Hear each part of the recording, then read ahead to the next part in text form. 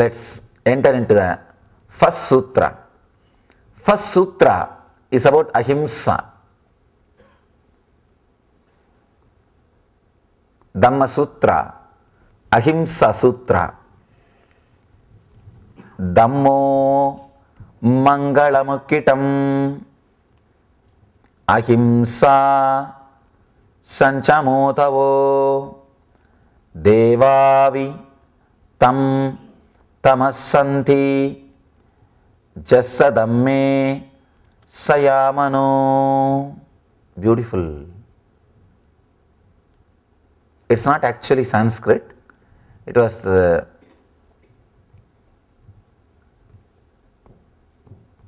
Sanskrit which was used in those days by common people. It's like a spoken Sanskrit. We call the different word Pali. All these words are used to name this language.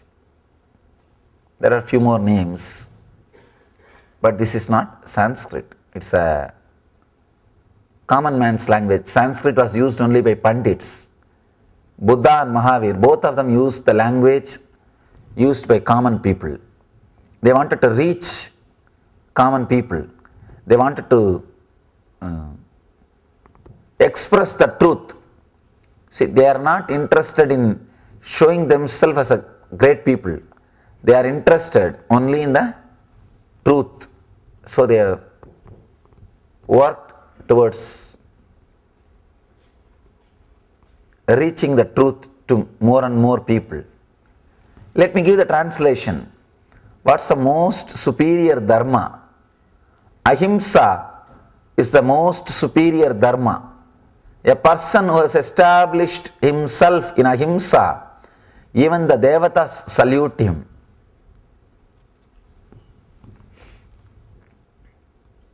See, I started with non-possessiveness, aparigraha,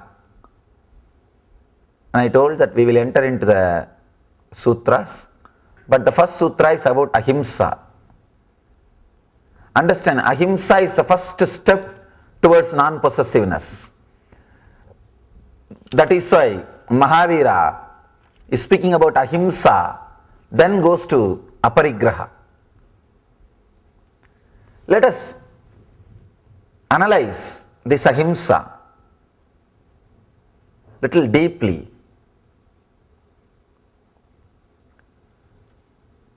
He is saying ahimsa sanjamotavo dhammo mangalamukkitam ahimsa sanjamotavo devavitam namassanti jasatamme sayamano. What is the most superior dharma? Ahimsa is the most superior dharma. Person who has established himself in ahimsa, even the devatas salute him. Ahimsa is the most superior dharma, that is the truth. Understand, you can drop any dharma,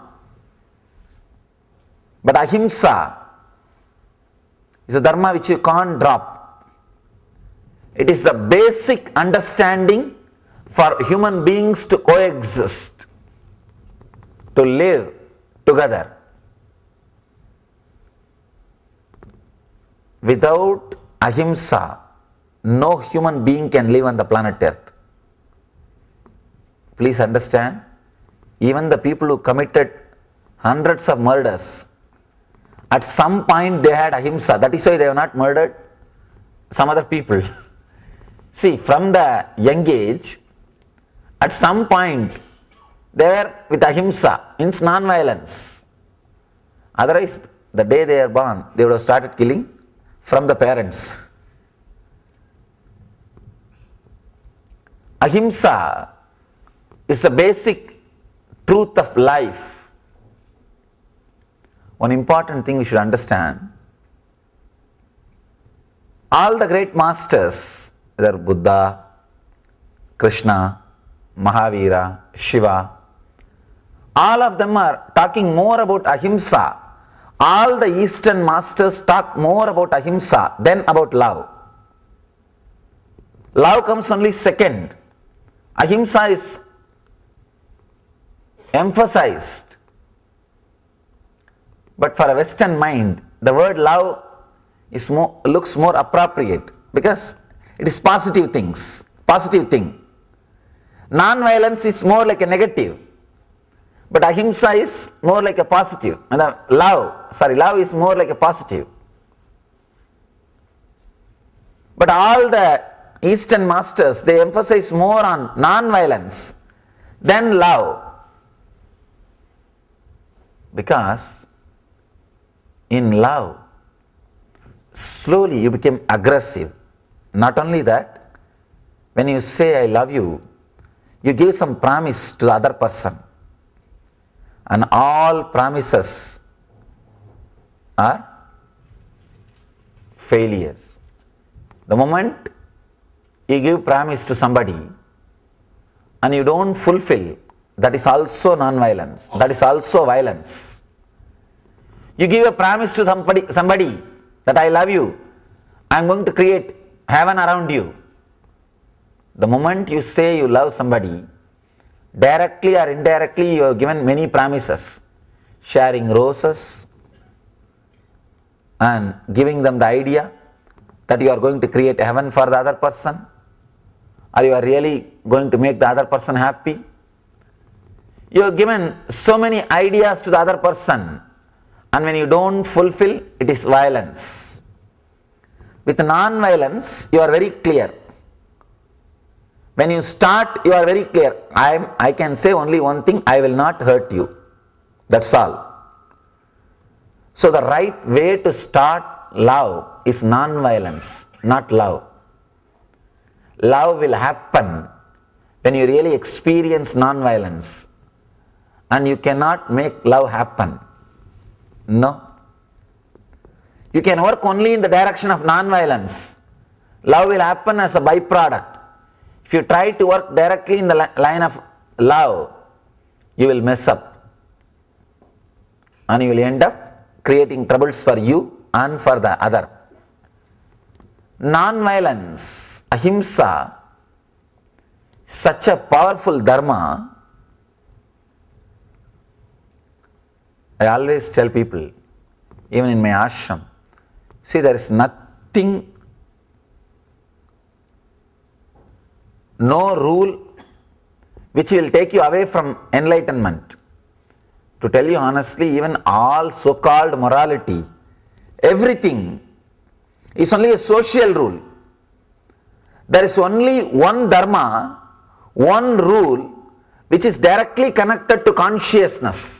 Understand? All dharmas are based on conscience.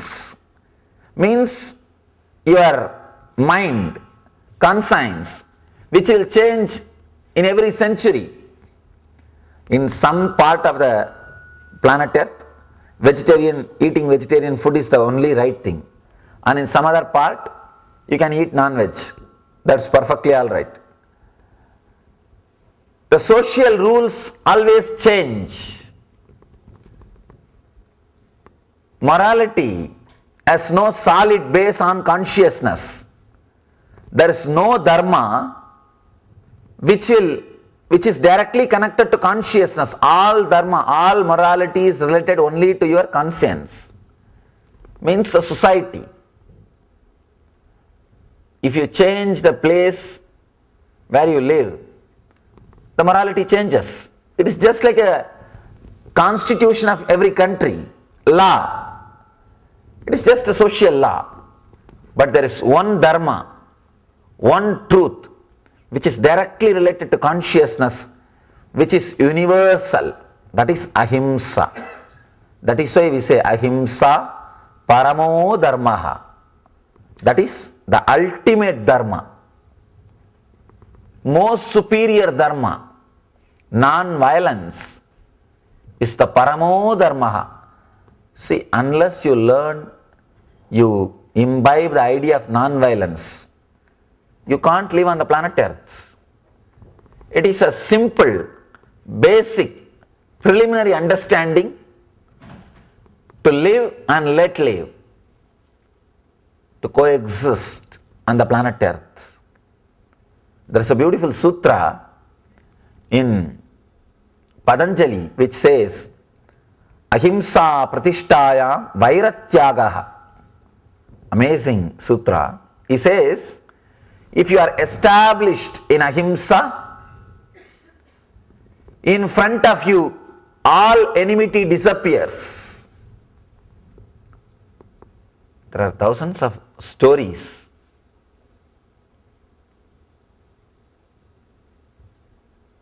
Animals or people dropping their negativity and enmity in front of enlightened masters. Thousands of stories. In Buddha's life, we can say so many stories. There was a mad elephant sent to kill Buddha by one of the Buddha's cousin. And when the elephant came in front of Buddha, it just stopped and bowed to Buddha and did pradakshina and went away. The other day I was reading an article. One scientist was trying to fix some electrodes, the brain of the animals, and manipulate it. There is a beautiful article, I was reading about it. He activated an electrode which creates anger, and the bull became mad. And after a few minutes, when it was about to jump on him, he just activated another electrode and the bull becomes just silent and sat.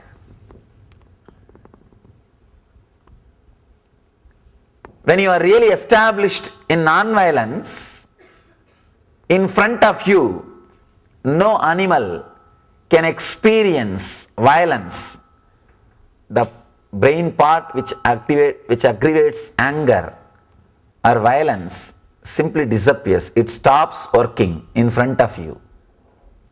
One important thing you should understand, whether you understand or not, believe it or not, whatever you strongly experienced, you radiate that quality. You express it. Even if you try to cover, you can't cover. You can't hide. You can't hide. You radiate. In the Sanskrit, we have a word called darshan, means seeing.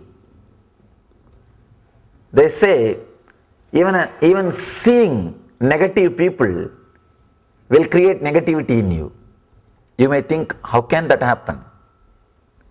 You don't know, because they are constantly radiating that same kind of waves, that same kind of thoughts.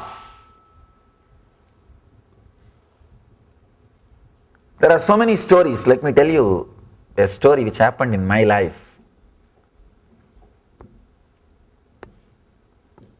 I was staying in a forest in South India after my experience of the spiritual enlightenment. And one evening I was just sitting and relaxing. There was no thought, just deep silence. It was a forest and a small hillock was there. I was sitting near that hillock, forest, just a complete silence. No thought. Eyes are open but no thought. There was no clutching, means the chain of thoughts. Just I was completely relaxed. There was a big snake in front of me, lying more than 3-4 hours, just 1 feet away.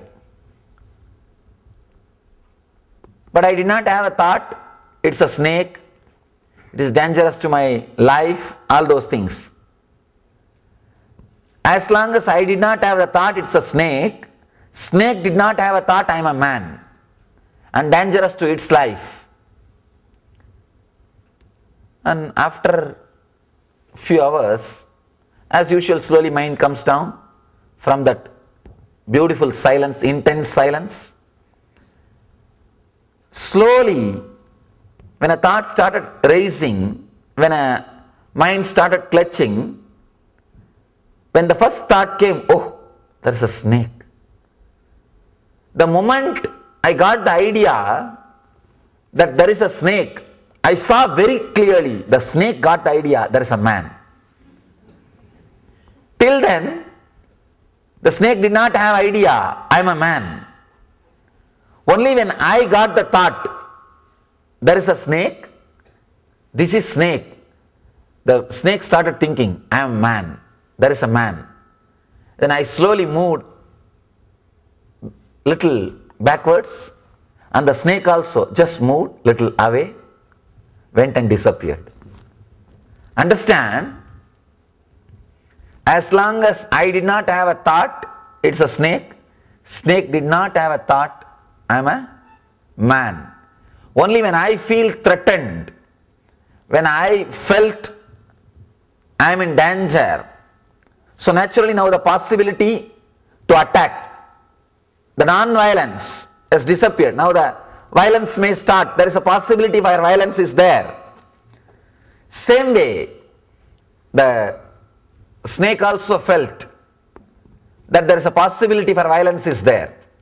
See, only when you are afraid you attack.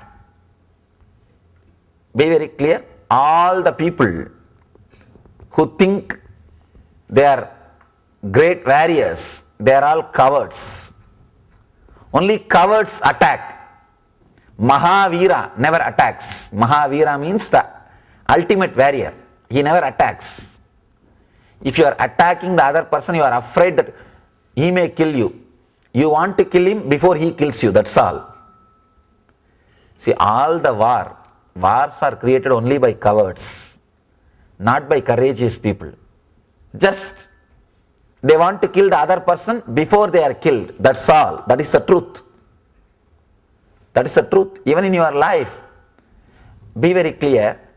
If you are threatened by somebody, sit and analyze. That person must be feeling threatened by you. And try to sort out that issue. You will never be disturbed. Whenever people come to me and say, I am threatened, I am in danger, I tell them, no, wait. Just see. You must be threatening the other person in some way, directly or indirectly. Find out and remove the fear from him. Say, send him a message, directly or indirectly, that you are not going to be a threat for him. You will not have any dangers. You will attack only when you are threatened. This incident, it taught me a big lesson. Only when I had the idea, thought that there is a snake, snake had the idea there is a man.